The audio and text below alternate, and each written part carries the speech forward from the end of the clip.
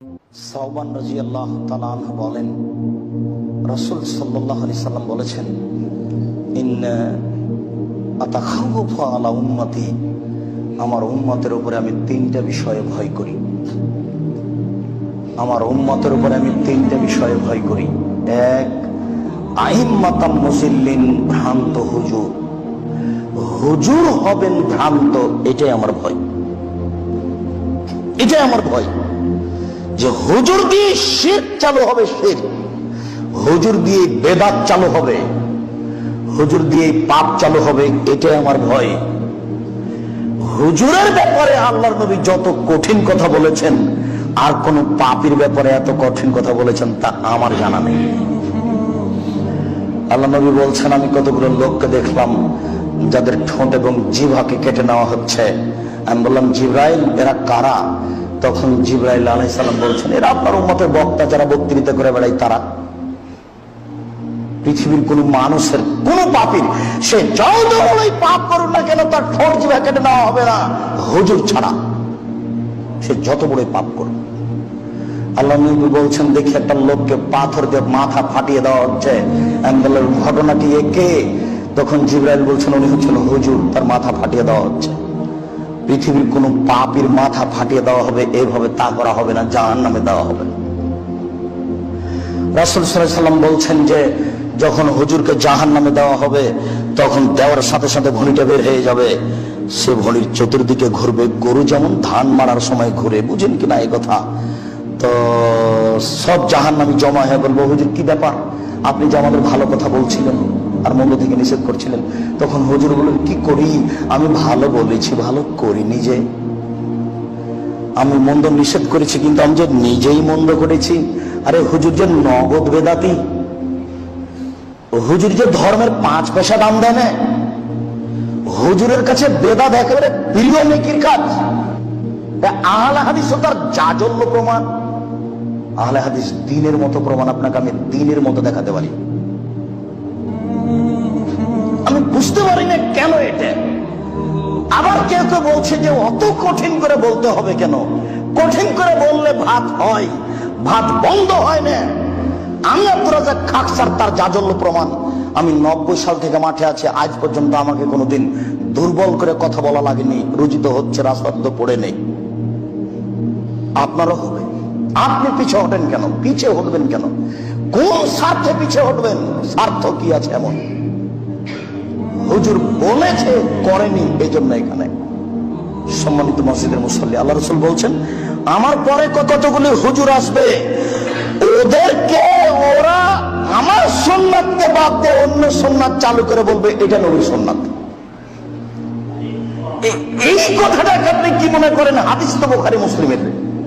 আমার সুন্নাতকে বাদ দিয়ে আরেকটা চালু করে বলবে এটা রাসূলের সুন্নাত। যেমন আপনাদের ওই কবরস্থানে গিয়ে সবাই মিলে হাত তুলে দোয়া করা। এই মসজিদও অনেক বেদাত আছে, সব বন্ধ হয়ে যায়, এটাই চাচ্ছি। আপনারা সাহেব আমাদের কি কিছু বলতে চাইলেন? না, আমি বলতে চাচ্ছি না।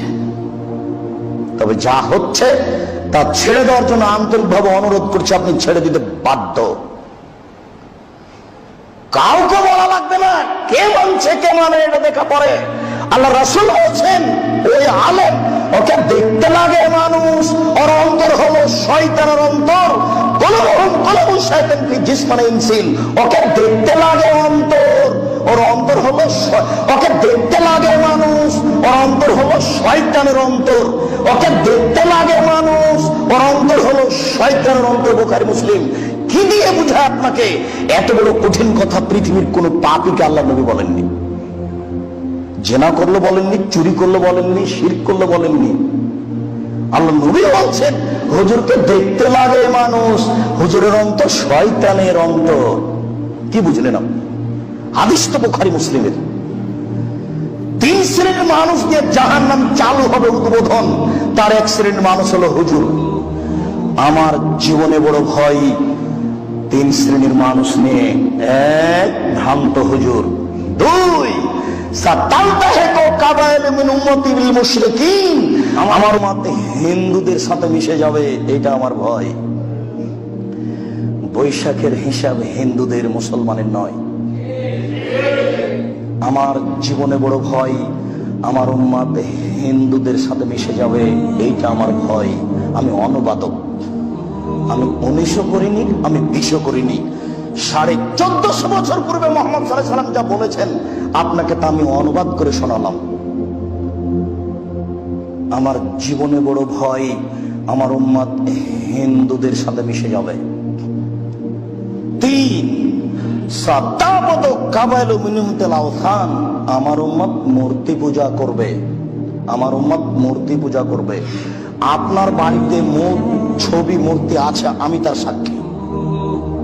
আপনি এই মসজিদের মুসল্লি, এখন আমি সাক্ষী। আপনার বাড়িতে এখনো শোকেজের উপরে ছবি মূর্তি আছে, আমি তার সাক্ষী, আমি নিজে দেখেছি। আপনি আমাকে ঢাকতে চাচ্ছেন? অতদিন পর্যন্ত আপনি মোমেন দাবি করতে পারবেন না যতদিন পর্যন্ত আপনার বাড়িতে একটা ভাঙা চূড়া পুতুল আছে।